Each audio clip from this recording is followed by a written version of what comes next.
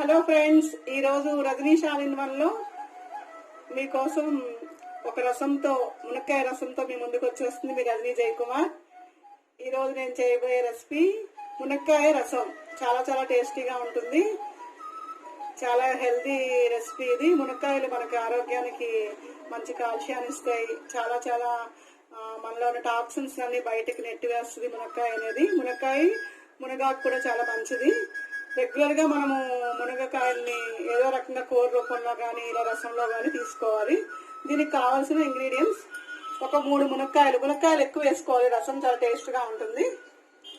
పచ్చిమిర్చి, కరివేపాకు, కొంచెం దీంట్లో బెల్లం, రసం పౌడరు, ఇంట్లో తయారు చేసుకున్న రసం పొడి, ఆయిల్, పోపు దినుసులు, ఇంగువ, కొంచెం చింతపండు రసం తీసుకొని పెట్టుకోవాలి.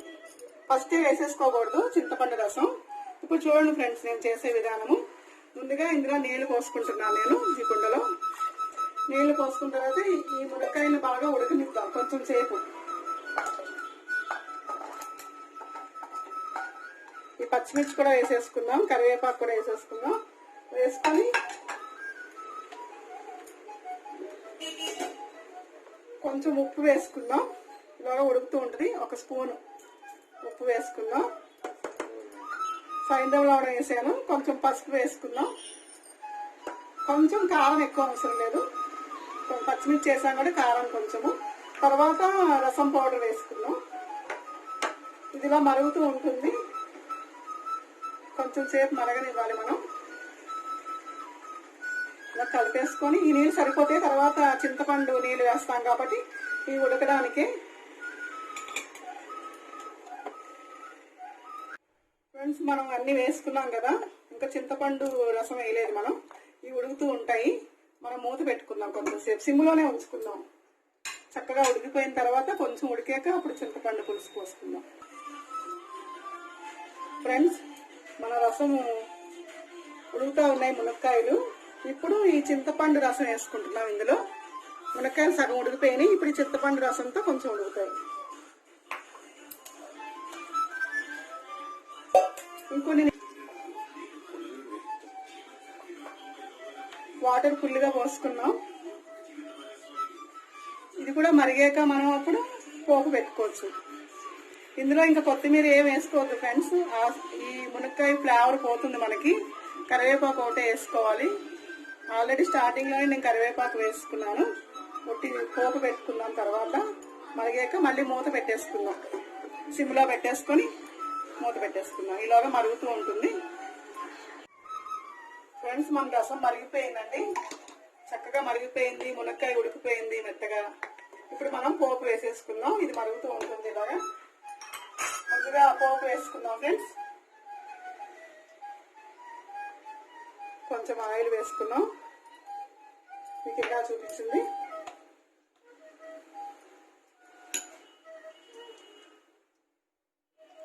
చాలా చాలా టేస్టీగా ఉంటుంది ఫ్రెండ్స్.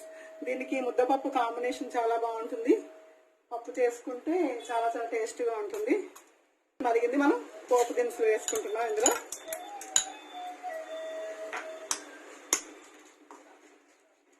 మరుగుతున్నప్పుడు బెల్లం కూడా వేసేసుకున్నాం ఫ్రెండ్స్. ఇందులో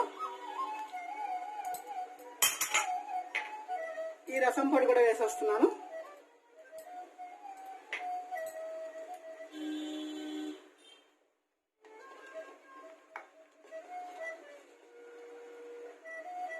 ఇది నువ్వుల నూనెతో పోపు పెట్టుకుంటే చాలా బాగుంటుంది.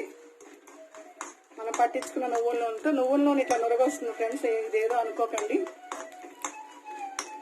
నువ్వుల నూనెతో పోపు వేసుకుంటే చాలా చాలా టేస్టీగా ఉంటుంది.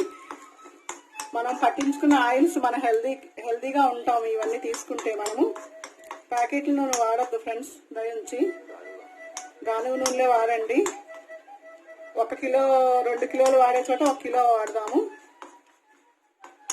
కుండల్లో వంట చేస్తారని నేను కూడా ఆశిస్తున్నాను. చాలా టేస్టీగా ఉంటుంది. రసం అయితే చాలా బాగుంటుంది కుండలో చేసుకుంటే. పెరుగు కూడా తోడు పెట్టుకోవచ్చు మన కుండల్లో. రైస్ చేసుకోవచ్చు అన్ని.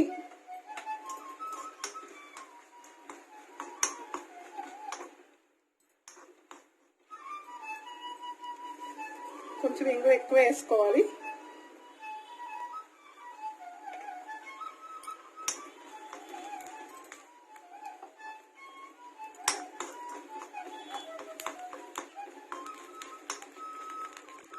పోపు వేసేసుకున్నాం ఫ్రెండ్స్, అయిపోయింది. కట్టేసాను. ఇప్పుడు ఈ రసం కూడా కట్టేసుకున్నాం మనం. కట్టేసుకొని ఈ పోపు ఇందులో వేసేసుకుంటాను. కాసేపు అలా పెట్టేయాలి. అప్పుడు మనం మూత పెట్టేసుకున్నాం, ఆ స్మెల్ ఎక్కడికి పోకుండా. కొంచెం సేపు ఆ పోపు గాడంతా వాటర్లో దిగుతుంది. ఒక 5 నిమిషాలు కట్టేసిన కుండ స్టవ్ బంద్ చేస్తాను ఫ్రెండ్స్. ఈ కుండకున్న హీట్ వల్ల చాలాసేపు అలాగా మరుగుతూ ఉంటుంది. అట్లాగా ఒక 10 నిమిషాలు అలా మరుగుతూనే ఉంటుంది. ఈ కుండకి ఉన్న హీట్ అలా ఉంటుంది ఫ్రెండ్స్. మీరు కూడా ఇట్లా కుండల్లో చేసుకుంటారని ఆశిస్తూ, నా రసం నచ్చినట్లయితే మీరు ట్రై చేసి కామెంట్ పెట్టండి ఫ్రెండ్స్. మీరు కుండల్లో చేసుకుంటారని ఆశిస్తున్నాను. నా మునక్కాయ రసం మీకు నచ్చినట్లయితే ఈ రెసిపీ నాకు కామెంట్ పెట్టండి. మీరు నా రెసిపీకి లైక్ చేయండి, సబ్స్క్రైబ్ చేయండి, షేర్ చేయండి ఫ్రెండ్స్. ప్రతిరోజు మీరు మెడిటేషన్ చేస్తారని ఆశిస్తున్నాను. రోజు చెప్తున్నానని మరి మీరు ఏం ఫీల్ అవ్వద్దు. మన దినచర్యలో అదొక భాగం అయిపోవాలి ధ్యానం అనేది.